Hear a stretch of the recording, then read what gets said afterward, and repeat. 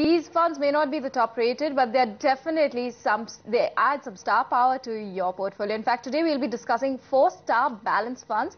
And Dhirendra Kumar, CEO of Value Research, is right here with us to tell us about which one of these funds would be best suited for your pocket.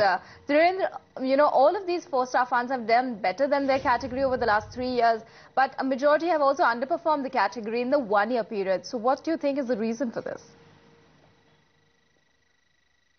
No, most balanced funds have been, able to do participate in the gain, and primarily, there are 2 balanced funds, and particularly one which is, just as big, in fact, that is HDFC Prudence, which is the largest balanced fund. The size of this fund in this category is such that, all other balanced funds put together will be smaller than this, and that has been very disappointing. But this is not unusual. All HDFC funds have struggled over the past 1 year on relative performance, and the reasons are not very difficult. This fund's value is, the equity funds of HDFC, they show a very unusual value orientation today in today's polarized market. So they have struggled, but I think one should be patient with such a fund. So which fund would you recommend at the current juncture, and why? I would say that, if you are getting disappointed with HDFC Prudence, I would still feel that, the short-term underperformance one should ignore. But at the same time, if you are looking at something which is more consistent, more diversified, less, and far greater consistency, then, Tata Balanced, Birla Sun Life 95, or, I still like HDFC Prudence and Balanced. Okay, let's Dhirendra also get some of our queries resolved right here.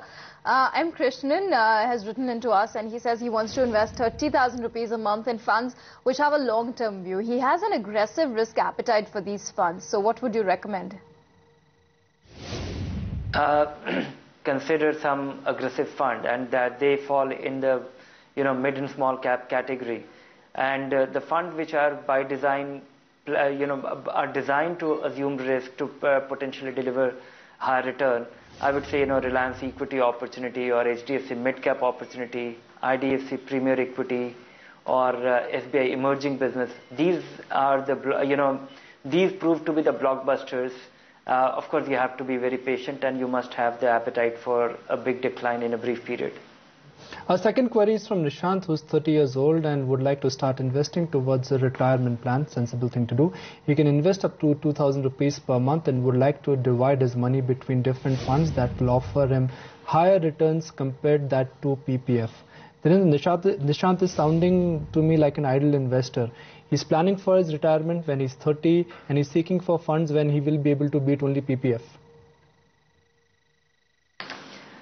For a person like him who is getting started, has never taken exposure to any market-related investment, I would suggest that don't get venturesome, even if the age is on your side. Get started with a balanced fund, and you will handsomely be able to beat the PPF and EPF return.